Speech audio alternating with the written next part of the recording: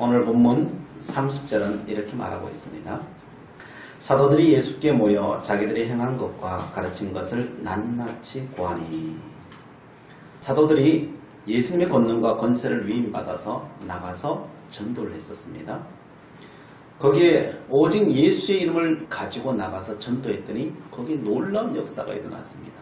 귀신이 떠나가는 역사가 있었고 병든 자가 병이 낫는 역사가 있었고 거기에 더해서 예수 그리스도를 증거했습니다. 그래서 예수 그리스도를 믿는 자들이 날마다 되어지는 역사가 일어났습니다. 이번 주에 우리 수요일부터 금요일까지 고파발교회 우리 성도들과 함께 가서 은혜를 받았습니다. 우리 원중상 선교사님 그 집회에 참석했었는데요. 거기에 놀라운 역사들이 일어났습니다. 우리는 다 눈으로 보았습니다. 태어나면서부터 기머거리, 벙어리 된 그 여자가 나왔는데 거기서 예수의 이름으로 명하였을 때 그가 듣기 시작하는 것을 보게 되었습니다. 사람들은 그렇습니다. 아니 태어나면서부터 기머거리요 벙어리인데 어떻게 그 사람이 예수의 이름으로 말했는데 들을 수 있습니까? 이야기합니다. 목사님이 나중에 이야기하는 이야기 중에 하나가 고친 사람 중에 어릴 때 아마도 귀에 염증이 났겠죠. 달팽이 간에 염증이 나서 아예 그것을 뽑아내어버렸다. 달팽이 간 자체를 갖다가 그냥 뽑아내어버렸어요. 그래서 듣지는 못하는 거예요. 들을 수가 없는 거죠 사실. 그런 사람이 찾아온 거예요. 못 듣는다. 못 듣니 당연하죠 그게. 근데 예수의 이름으로 명하노니 들을지어다 했더니 듣는 거예요. 그래서 이 사람이 병원에 가봤어. 병원에 갔더니 달팽이 간이 생겼대. 달팽이 간이 생겼대. 우리가 3일 전에 가서 기먹은 사람이 부지기수로 남은 역사를 우리는 두 눈으로 똑똑히 보았습니다. 암 종류만 해도 수십 가지 암을 갖고 있는 여자분이 왔어요. 그 전에 집회 때 참여하셨던 분인데 그 사람이 예수의 이름으로 다 나을지어다 수십 가지 암을 갖고 있던 분이 치료가 되어서 거기 왔어요. 아니 또 완전하진 않지만 그냥 일어나서 왔어요. 와가지고 앞에서 옆에 있는 목사님이 간증하는 것을 우리는 직접 목도하였습니다. 금요일 날 돼서는 저 부산에서 올라왔어요. 부산에 여자 성도들이 올라와가지고 자기는 당뇨고 당뇨 합병증으로 해가지고 열 몇 가지 병을 앓고 있어요. 열 몇 가지 병을 앓고 있는데 부산 집회 때 치료받은 거예요. 그래서 연락할 길이 없고 이 기쁜 소식을 전해드리기 위해서 이 서울까지 쫓아 올라온 거예요. 그래서 간증을 합니다. 내 안에 열 몇 가지나 되는 병이 있었는데 이것이 하나님께서 한꺼번에 그냥 가져가 버리셨다. 척추 협작으로 고생하시는 분이 첫날 기도받고 그 다음날 쫓아 올라왔어요. 병원에 가서 엑스레이를 찍어 왔는데 3번 4번 협착되어 있었는데 이게 정상으로 다 돌아가 버렸다. 그래서 허리가 아프지 않다. 다리 길이가 달라가지고 쩔뚝쩔뚝 걸어 다니는 사람이 우리가 함께 기도하는 가운데 2명이나 앞에 나왔는데 그냥 다리가 똑같아져 버렸어요. 보니까 그 사람 신발을 보니까요 이만큼 이거 깔창 있잖아요. 깔창 다리 길이가 안 맞으니까 깔창을 이만큼 채워서 늘 다니더군요. 깔창을 보여주더라고요. 깔창 빼고 갔어요. 손발을 못 올리고 통증 때문에 늘 고생하시는 분들이 거기 온 사람들 그 앞에 선 사람들은 다 통증이 사라지고 그 자리에서 손을 들지도 못하는 사람이 위로 바로 들어버려요. 다 움직이고요. 성경에 있는 내용 그 내용들이 2000년 전에 있었던 그 역사들이 우리 바로 코앞에서 그것도 먼 시간이 많이 걸리는 건 아니고 그냥 예수의 이름 하나만으로 그냥 다 치료되는 것을 우리는 그 앞에서 직접 보았습니다. 너무나도 쉽게 일어나니까요. 너무나도 많은 역사들이 그냥 3일 동안 수백 명이 되는 사람들에게 그런 역사들이 일어나니까요. 이게 꿈인가 생시인가 제 거짓말이 아닌가 싶을 정도입니다. 예수님은 어제나 오늘이라 동일하십니다. 2000년 전에 이루어졌던 예수님의 역사 2000년 전에 사도들을 통해서 이루어졌던 그 역사가 오늘날도 똑같이 이루어지는 것을 우리는 두 눈으로 목도했습니다. 그런데 많은 사람들은 그럽니다. 그거는 2000년 전의 역사일 뿐이다라고 생각하는 사람이 많습니다. 그렇지 않습니다. 2000년 전의 역사는 지금의 역사는 동일합니다. 그래서 어제나 오늘이나 통일하다고 말하는 것입니다. 그런데 많은 사람들은 2000년 전의 역사로만 기억합니다. 그렇게 믿는 사람들은 그렇게 사는 거예요. 그러나 2000년 전이나 오늘이나 그 하나님이 변함이 없으시고 그 예수님의 그 구원의 역사는 변함이 없으시고 하나님의 역사는 동일하다고 믿는 사람들에게는, 그리고 그 은혜를 강구하는 사람들에게는 동일한 역사가 일어날 줄 믿습니다. 원정산 선교사님이 그런 이야기를 해요. 그럼 왜 오늘날 이 시대에는 이런 역사가 잘 안 일어납니까? 라고 물었더니 안 구하니까 안 일어난다. 다른 게 없어요. 사람들이 예배를 드리고 하나님 앞에 기도하잖아요. 기도를 하지요.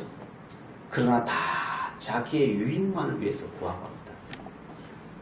그게 잘못된 것이 아니라 그 유익만을 구하니까 그 유익만 온다는 거예요. 사람들이 하나님의 능력은 구하지 않는다는 거예요. 예수님은 제자들에게 그걸 가르쳤고 그걸 시켰고 그걸 훈련시켰는데 오늘날은 다 자기의 유익만을 위한 기도만을 훈련시키고 그것만을 한다는 거예요. 그러니까 그런 역사가 안 일어날 뿐이라는 거예요. 날마다 하나님의 능력을 구하는, 하나님의 은혜를 구하는 기도를 해보라고. 영의 기도를 하라는 거예요. 육의 기도를 하지 말고 영의 기도를 하시라. 영의 기도라는 것은 방언을 하라는 거예요. 하나님의 은혜를 구하라는 거예요. 방언을 하루에 2시간씩만, 개월만 해도요. 하나님의 은혜는 그렇게 나타난다는 거예요. 내 안에 있는 질병은 내가 다 쫓아낼 수 있다는 거예요. 다 물러가게 할 수 있다. 영의 기도를 하라는 거예요. 예수님이 말씀하십니다.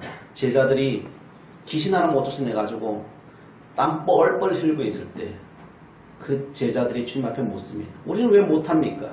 그랬더니 예수님이 말씀하십니다. 마가복음 9장 29절에 이르시되 기도 외에는 다른 것으로는 이런 종류가 나갈 수 없느니라 하시니라.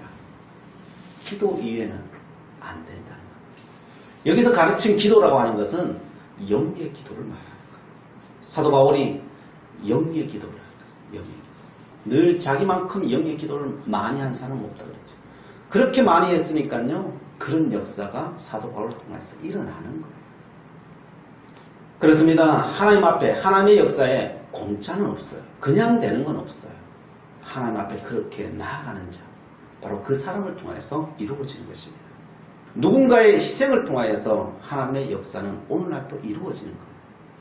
그분들이 그렇게 하나님 일을 하고 가서 뭐 하겠어요? 기도하는 거예요. 몇 시간씩요? 그런 분들은요, 하루에요, 그 고되게 사역하고요. 그죠? 피곤한데 가면 뭐 할까요? 하루에 7시간, 8시간 기도하는 거예요. 가서 노는 줄 아세요? 쉬는 줄 아세요? 그렇지 않아요. 원성예사님들 바로 그 영혼들을 구원하기 위해서, 치료하기를 위해서요. 적어도 7시간에서 10시간씩 기도하시는 거예요. 그 은혜를 나누어주는 거예요. 나누어주는. 그냥 공짜로 그냥 하늘에 뚝뚝 말만 하면 떨어지는 게 아니에요. 그렇게 하나님 앞에 간구하고 기도하니까 그 역사는 일어나는 거예요. 그렇습니다. 희생하는 자에게 바로 그 역사는 일어나는 거예요. 다 뭐 병 고치라 뭐 이런 소리가 아니에요. 하나님 앞에는요, 그것을 위해서 심는 자가 거두는 거예요. 물질을 심으면 물질을 거둘 거예요. 치료를 위해서 구하는 자는 그 치료의 역사가 일어날 것이고요. 사람들을 사랑하면요, 사랑의 열매를 거둘 거고요. 희생하면 희생의 열매를 거두는 거예요. 공의와 정의를 위해 살아가면요, 하나님께서 거기에 맞는 하나님의 은혜와 복을 주시는 거예요. 그게 성경이 우리에게 말씀하는 거예요. 그래서 너가 할 수 있는 것을 가지고 하나님 앞에 심어라. 그것을 심는 자는 반드시 거둔다는 거예요.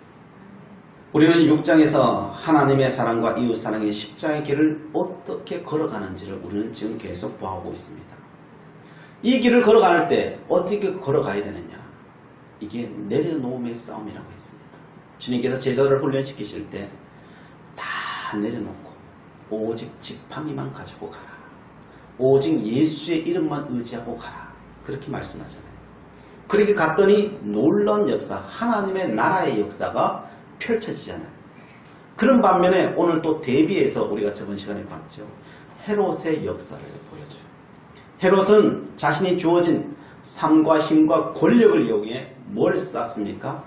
자신의 욕심을 쌓는 거예요. 헤롯과 헤로디아는 자신의 욕심을 위해서 모든 것을 다 투자하는 거죠. 그랬더니 어떤 역사가 일어납니까? 결국 멸망의 역사만 그 앞에 펼쳐진다는 것을 보여주고 있는 것입니다. 헤롯의 욕심은 심었고 그 욕심의 열매를 그는 거두었다라고 하는 것이 성경의 내용인 것입니다. 선교를 하던 제자들에게는 세례 요한이 너무나도 충격적이었습니다. 그 세례 요한의 일이 너무나도 충격적이어서 예수님 앞에 보고할 때 하나님의 역사, 그 선교 현장에서 일어났던 그 역사는 조금 이야기하고요. 지금 세례 요한의 이야기는요. 6장에 장황하게 설명합니다. 왜 장황하게 설명하고 있겠습니까? 자기가 충격받은 대로 이야기하는 거예요. 그죠? 자기가 많이 생각나는 대로 많이 이야기하는 거예요. 그죠? 자신들에게 일어났던 예수님의 놀라운 선교 역사의 이야기도요. 커지요. 그래 기뻐하면서 이야기하죠. 그러나 이것보다도요. 세례 요한의 죽은 것이 더 크게 다가오는 거예요. 그래서 예수님께 이야기하는 거예요. 왜 그랬겠습니까? 세례 요한의 죽음이 이게 남일 같지가 않는 거예요. 세례 요한의 죽음이 자신의 죽음과 동일하게 여겨지기 때문입니다. 왜냐하면 예수님의 사역과 세례 요한의 사역이 다르지 않아요. 그러다 보니까 나중에 세례 요한의 제자가 예수님의 제자가 되기도 해요. 요한복음에 보면. 그래서 세례 요한에게 일어났던 그 일이 예수님에게 일어날 수도 있는 거예요. 당연하겠죠. 그 헤롯이 어디 갔나요? 그 헤롯이 지금 여기 있는데. 세례 요한의 죽음이 자신의 죽음과 똑같이 지금 다가오고 있는 거예요. 기쁜 거는 기쁜 거고, 그런데 죽음이 다가오니까 더 두려운 것이 사람의 마음인 거예요. 인지상정인 거예요.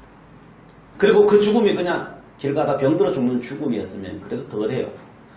그런데 그 죽음이 모든 사람들 앞에서 목베임 당한 죽음이죠. 끔찍하잖아요. 끔찍. 그게 자기 일이라고 생각해 보세요. 그게 얼마나 두렵게 다가오겠어요. 그래서 사람들은, 그 제자들은 두려워 떨기 시작하는 겁니다. 그래서 예수님의 전도 사역보다 세례 요한의 사건에 대해서 더 상세히 기록하고 있습니다. 헤롯과 헤로디아는 그것을 노렸을 것입니다. 헤롯은 정치인이라 드러내놓고 말은 하지 않지만, 그러나 그는 그렇게 되기를 원했습니다. 헤롯은 정치인이라서 말은 예수님을 위하는 척해요. 액션을 그렇게 취하기도 해요. 그러나 속내는 헤로디아와 크게 다를 바가 없어요, 사실. 그래서 예수님께서 헤롯을 뭐라고 지칭했다고요? 별명을 여우라고 지칭한 거예요. 여우라고. 속과 겉이 다르다는 거죠. 속과 겉이. 그래서 여우라고 지칭합니다. 자, 이런 두려워 떨고 있는 제자들, 그 제자들에게 예수님께서 어떤 말씀을 하셨는가? 우리는 거기에 좀 초점을 맞추고 와야 될 겁니다. 31절에 너희는 따로 한적한 곳에 가서 잠깐 쉬어라 하시니, 이런 모든 사건들이 일어난 그 사건들을 보면서 예수님께서는 제자들에게 우리 잠깐 쉬자라고 하는 거죠. 잠깐 쉬자.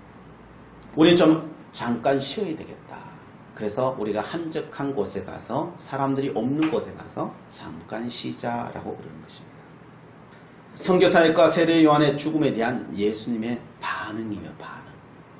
이 말씀을 들으면서 어떤 느낌이 드십니까? 이 말씀을 들으면서 나에게 주시는 그 메시지는 무엇입니까? 그럼 다른 복음서에서는 이 일이 일어났고 난 뒤에 예수님이 어떤 반응을 보이셨는지 잠시 살펴보면요. 마태복음 14장 13절 14절에 보니까요. 예수께서 들으시고 배를 타고 떠나사 따로 빈들로 가시니 무리가 듣고 여러 고을로부터 걸어서 따라간지라. 예수께서 나와서 큰 무리를 보시고 불쌍히 여기사 그들 중에 있는 병자를 고쳐주시리라. 그냥 이 일이 있고 난 뒤에 예수님께 들으시고 그냥 떠났어요. 다른 사역지로 떠났다라고 하는 표현밖에 없어요. 누가복음 9장 9절부터 10절에는 이렇게 되어 있습니다. 헤롯이 이르되 요한은 내가 목을 베었거늘 이제 이런 일이 들리니 이 사람은 누군가 하며 그를 보고자 하더라. 사도들이 돌아와 자기들이 행한 모든 것을 예수께 여쭈니 데리시고 따로 벳세다라는 고을로 떠나가셨으나. 선교사역과 세례 요한의 이야기를 듣고 난 이후에 다른 복음서에서는요, 그냥 벳세다로 떠나갔더라. 다른 곳에 가서 사역했더라. 이게 다예요. 근데 오늘 마가복음에는 잠깐 쉬자. 요 메시지가 있습니다. 그러면 예수님께서는 이 세례 요한의 이 죽음에 대해서 제자들이 그 보고하는 그 보고에 대해서 그냥 초연하셨기 때문에 이런 반응을 보이시겠습니까? 그럴 수는 없어요. 세례 요한은요, 예수님과 친척 관계예요. 친척 관계. 예수님이 태어나기 전 6개월 전에 마리아가 그 친척 집에 찾아가서 같이 이야기 나눈 사건이 성경이 나오잖아요. 친척 관계. 멀리 있는 사람이 아니에요. 나중에 세례 요한을 통해서 예수님이 세례를 받으시잖아요. 그리고 이 세례 요한에 너무 잘 알죠. 세례 요한의 제자도 자신의 제자가 되었으니까. 그리고 그 세례 요한을 이렇게 평가하죠. 누가복음 7장 28절에 내가 너에게 말하노니 여자가 낳은 자 중에 요한보다 큰 자가 없도다 라고 말해요. 적어도 예수님의 관심은 세상에 가장 큰 자를 바라보잖아요. 늘 세례 요한이 뭘 하고 있는지 관심이 있겠죠. 가장 큰 자니까요. 근데 그 세례 요한이 지금 죽었단 말이에요. 근데 예수님이니까, 하나님의 아들이니까 초연할 수 있지 않았을까? 우리는 그렇게 생각할 수 있습니다. 그렇지 않아요. 예수님은요, 이 땅에 육신의 몸을 입고 이 땅에 오셨어요. 그래서 인간의 생로병사에 대해서 똑같이 인간처럼 느껴요. 그래서 우시기도 하셔요. 그런데 가장 사랑하는 그 세례요한의 그 죽음이 그게 얼마나 크게 다가왔겠어요, 사실. 아마도 굉장한 충격이었을 거예요. 사람들 보기에는 그냥 초연한 것처럼 느껴질 수 있을지 모르겠지만 그 초연함이 그냥 초연함이 아니라 할 말이 없어서 그 아픔이 너무 크면은요 말이 없어지거든요. 예수님의 그 마음은요 세례요한의 이 죽음이 그 어떤 죽음보다도 강하게 다가왔던 거예요. 그래서 제자들과 함께 우리가 이곳을 떠나자, 한적한 곳에 가자라고 주님은 말씀하시는 것입니다. 예수님의 이 아픔은 사실은 누구와도 나눌 수 없는 아픔이에요. 그렇죠? 자신에게 가장 가까이 있는 사람이 떠나가거나 하면은 우리 성도님 중에는 그런 경험을 하신 분들 있잖아요. 그죠?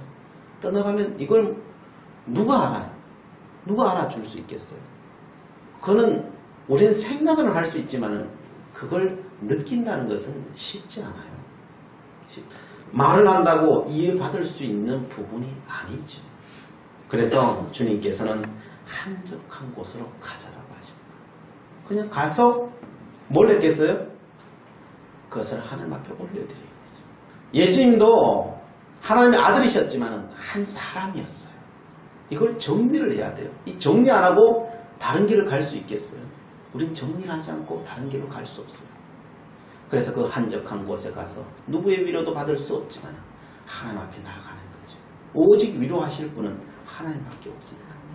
그 하나님 앞에 나아가는 겁니다. 그리고 하나님 앞에 올려드리는 것입니다. 그 세례 요한도 내 이 아픈 마음도 그 영혼도 하나님 받아주시옵소서. 하나님 위로하여 주시옵소서. 하나님 앞에 올려드리는 것이요. 우리 안에 있는 감당하지 못할 것이 있으면요 조용한 곳으로 가십시오. 예수님처럼. 그리고 그것을 하나님 앞에 올려드리는 거예요. 우리도 이런 일을 당하면은요 예수님처럼 해야 되는 거예요. 그냥 한적한 곳에 가야 되는 거죠. 거기 가서 쉬어야 하는 겁니다. 예수님처럼 이걸 정리를 해야 돼요. 정리하지 않으면 다음 사역지로 떠나지를 못하는 거예요. 그게 생각이 나서 되겠어요? 안 되는 거죠. 우리는 우리의 인생에 이해하지 못하는 것들, 알 수 없는 부분들이 사실 너무나도 많습니다. 그러나 하나님의 섭리가 아닌 것이 또한 하나도 없습니다. 내가 그 뜻을 알 수 없습니다. 많은 사람들이 보면은 세례 요한의 이 죽음이 이해가 가요. 바른 말 한 사람이잖아요. 공의와 정의를 외친 사람이잖아요. 하나님의 뜻을 실천하려고 몸부림친 사람이잖아요. 근데 이렇게 죽었어요. 이해가요? 이게 이해가 가야 우리가 넘어갈 수 있잖아요. 이해가 안 가잖아요. 그러면요, 그걸 하나님 앞에 가지고 나가야 돼. 이해 안 되는 겁니다. 해석 안 되는 것이 있으면 그것을 하나님 앞에 가지고 나가야 돼요. 솔로몬도 그랬습니다. 솔로몬도 전도서 3장 1절부터 3절에 보면요, 이렇게 말해요. 범사에 기한이 있고 천하 만사가 다 때가 있나니 날 때가 있고 죽을 때가 있으며 심을 때가 있고 심는 것을 뽑을 때가 있으며 죽일 때가 있고 치료할 때가 있으며 헐 때가 있고 세울 때가 있으며, 하나님 안에는 다 때가 있다는 거예요. 이것을 인정하는 것이 지혜라는 거예요. 우리는 이해가 잘 안 되잖아요. 이해가 안 되니까 세례 요한의 이 죽음의 제자들이 헐레벌떡 뛰어와서 그렇게 보고하는 거잖아요. 그게 이해되겠어요? 이해가 안 되니까 더 두려운 거죠. 두려움으로 다가와요. 그때 하나님 앞에 나아가야 되는 거예요. 나가서 하나님의 위로를 받는 거예요. 하나님 뭐라고 말씀하셨겠어요? 다 때가 있다. 내가 때에 맞춰서 내가 가장 알맞게 내가 그 생명을 거두어 갔다라고 하나님께서 말씀하지 않으셨겠어요? 그게 위로가 되는 거예요. 그게 원망과 불평과 두려움이 되지 않는 거예요. 전도서 3장 11절에 이렇게 되어 있습니다. 공동 번역을 읽어드리겠습니다. 하나님께서는 모든 것이 제때에 알맞게 맞아 들어가도록 만드셨더라. 그러나 하나님께서 사람에게 역사의 수수께끼를 풀고 싶은 마음을 주셨지만 하나님께서 어떻게 일을 시작하여 어떻게 일을 끝맺으실지 아는 사람은 하나도 없다는 것을 나는 알았다. 솔로몬도 하나님의 지혜를 받은 사람이죠. 앞날을 예견하는 사람이죠. 그런데 역사의 수수께끼를 풀려고 하니까요, 다 자물쇠로 잠겨져 있더라. 알 길이 없더라는 거예요. 그러나 그가 깨달은 것은 알 길은 없지만은 전체적으로 보니까 하나님은 때에 맞춰서 가장 알맞게 하셨더라. 내가 모를 뿐이라는 거예요. 내가 모를 뿐이야. 그래서 하나님께서는 모든 것이 제때 알맞게 맞아 들어가도록 만드셨다는 거예요. 우리가 위로를 받을 수 있는 것은 그 말을 듣는 거예요. 하나님 앞에 이해 안 가는 거, 그건요 하나님의 손안에 섭리 안에 있다는 거예요. 그 말만 들어도요 우리는 위로함을 받을 수 있고요, 내 삶을 살로 떠날 수가 있는 거예요. 예수님은 지금 잠시 잠깐 그 자리로 간 거예요. 하나님의 위로를 받으러 떠난 거예요. 우리가 세상적인 생각으로 따지자면 세례 요한의 죽음은 최악이에요. 그러나 하나님의 뜻은 거기까지였어요. 성경에서는요, 세례 요한은 예수님의 길을 닦는 자로 이 땅에 올 것이라고 했고 또한 이 땅에 왔었습니다. 세례 요한은 길을 닦았습니다. 길을 다 닦았기 때문에 사라지는 거예요. 우리는 역사적으로 보면은 헤롯과 헤로디아에 의해서 죽음을 당한 것 같죠. 그러나 더 큰 하나님의 역사의 손길로 보면요, 그 길을 닦고 세례 요한은 하나님께서 불러가신 거예요. 세례 요한은 천국에서 가장 영광스러운 죽음이라고 하는 순교의 죽음을 당한 거예요. 그냥 병들어 죽은 게 아니고요, 순교를 당한 거예요. 순교의 삶을 산 사람은요, 천국에서 제일 앞자리에 가요. 순교의 피가 차이면은 마지막 날이 온다고 성경은 말씀하잖아요. 그만큼 귀중한 거예요. 우리가 천국 가서 세례 요한 만나면요, 선생님이요 목배임 당해서 죽어서 많이 억울하시죠. 그러면은 세례 요한이 뭐라고 하겠어요? 많이 쳐다보면서 얘가 이상한 거 아닌가 이렇게 생각하지 않겠어요?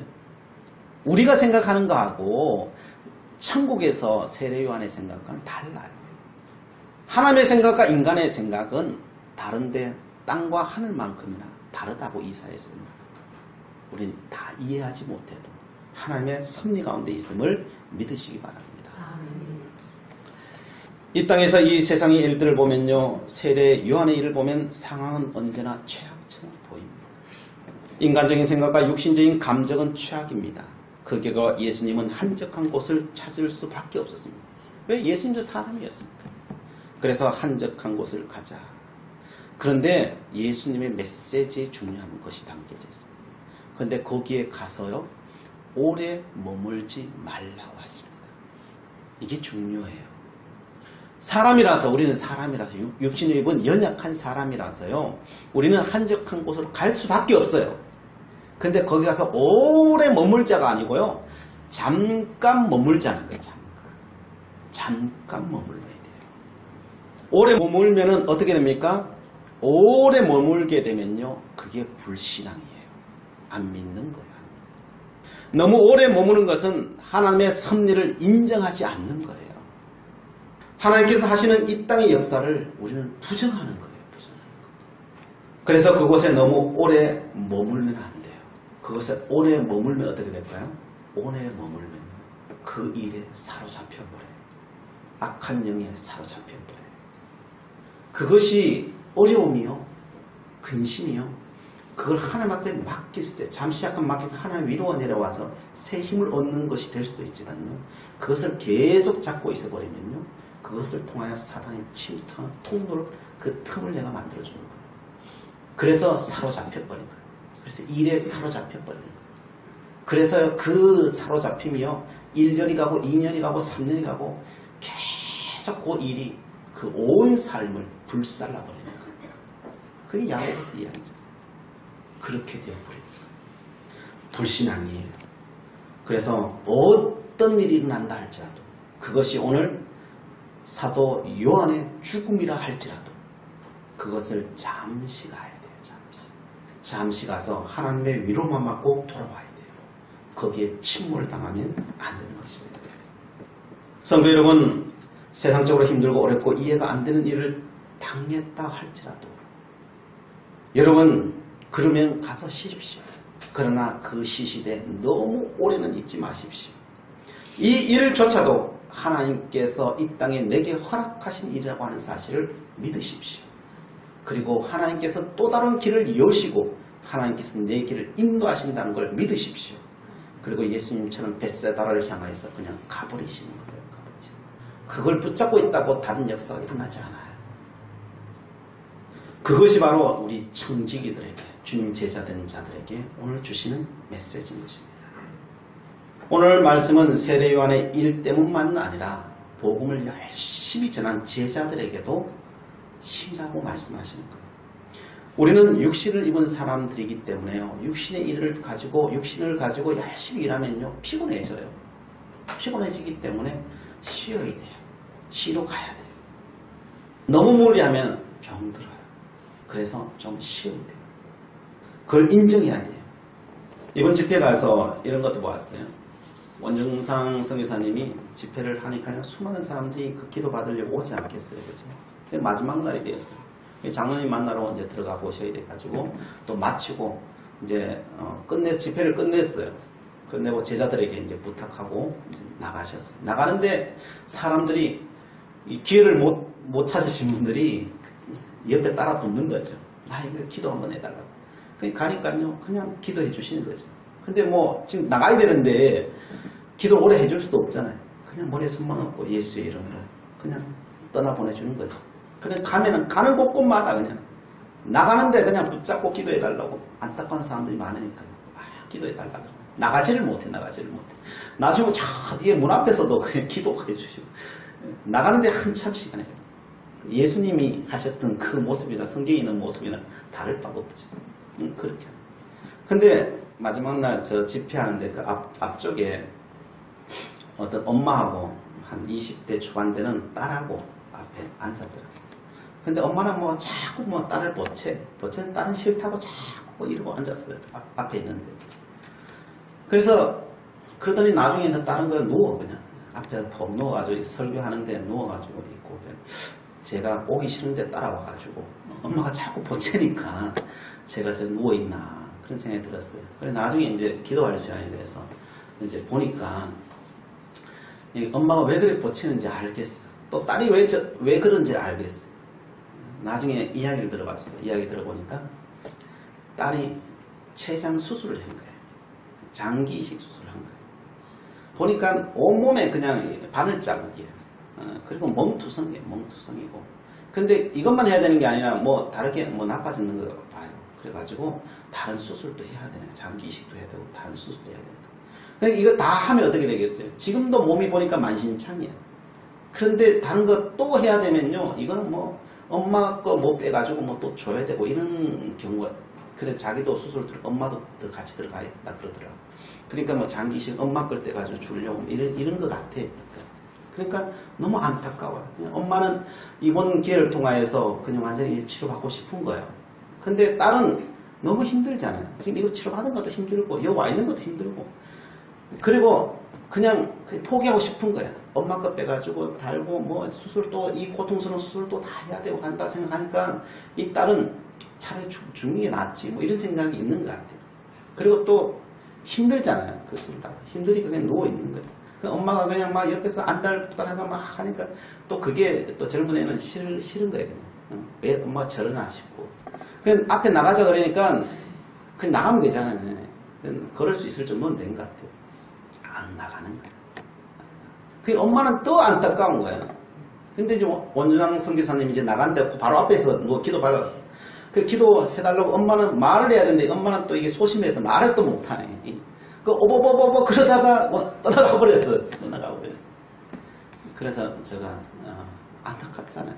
옆에 다 지켜보면서 안타까워서 그 제자분도 능력이 많으시고 제자분 불러가지고 기도받으라. 그러니까 제자분이 또 장성을 기도를 해줬어. 그래도 마음에 사람의 마음이라는 게 선교사님한테 기도받고 싶잖아요. 그 마음이 그러니까. 그래서 발을 가버렸으니까 끝나버렸잖아요. 발을 동동동동 구르고 앉았는 거예요. 이게 어떻게 얻은 기회인데 그냥 연기처럼 날아가 버렸으니까 날아가 버렸다고 생각하는 거죠. 그래서 안타까워서 이러지도 못하고 저러지도 못하고 가슴 안타까워하길래 저기 가서 이야기했어요. 기다려라. 다른 사람 다 기도받고 떠날 것이다. 이게 다 떠나갈 것이다. 그러면은 이 자리에 아무도 없을 것이다. 그런데 남아있는 사람이 있다. 지금 그 제자들이 3명이 지금 선교사님이 나오기만을 기다리고 이 본당에 있을 거다. 그 제자들 옆에 있어라. 그 선교사님 어디 가겠냐고.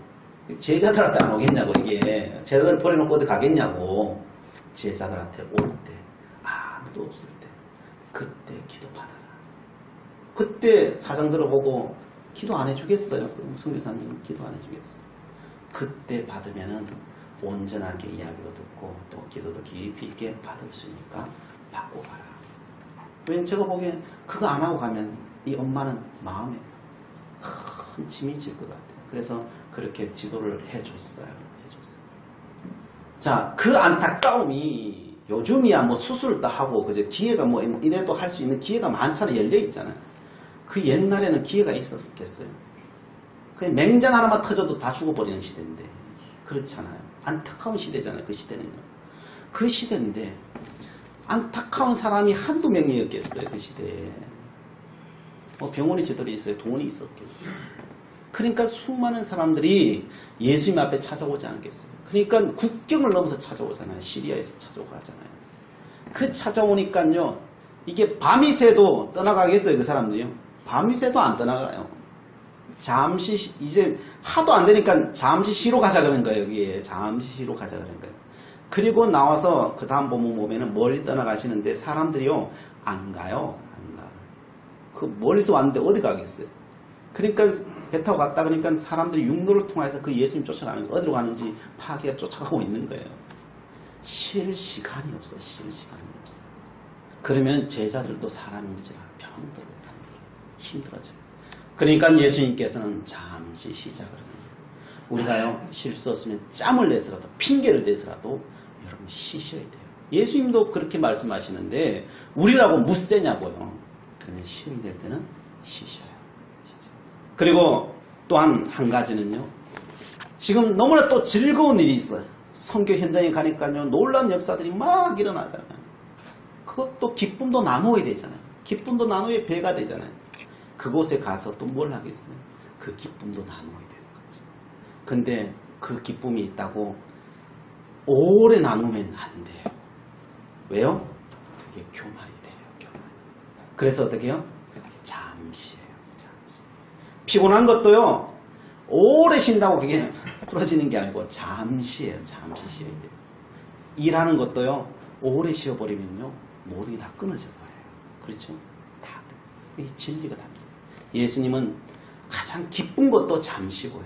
피곤한 것도 잠시고요. 슬픈 것도 잠시. 잠시 쉬러 가자. 그래도 다 살 수 있다는 겁니다. 그거 진리라는 거예요. 그래서 주님께서는 잠시 쉬어라 라고 말씀하고 계시는 것입니다. 그러십시오.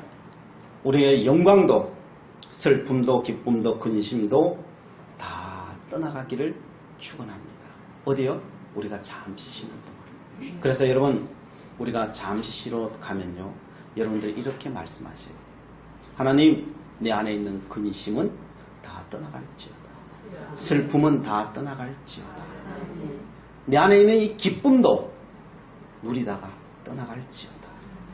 오직 그리스도의 영광만이 하나님 앞에 영광만이 그리스도의 평강만이 내 속에 넘쳐날지어다. 그렇게 고백하는 거예요. 잠시 가서 고백하면요. 그리스도의 평강이 다른 건 다 떠나가고요. 그리스도 예수의 평강만이 내 속에 넘쳐날 때 그때 내려와서 또한 내 삶을 사는 거예요. 그것이 오늘 우리들에게 주시는 메시지입니다. 이 은혜가 우리에게 넘쳐나기를 축복합니다. 기도하시겠습니다. 사랑의 하나님 감사합니다. 하나님께서 주신 선물을 누리며 살기를 원합니다. 기쁨도 슬픔도 피곤함도 지혜롭게 다스리며 살아가기를 원합니다. 날마다 고함에 찾는 저희들에게 새 힘을 주시며 믿음으로 인생의 길을 걸어가게 하옵소서. 세상에 선한 영향력을 끼치며 살아가게 하옵소서. 그리스도의 평강이 우리의 온 삶에 충만하게 하옵소서. 예수 그리스도의 이름으로 기도하옵나이다. 아멘.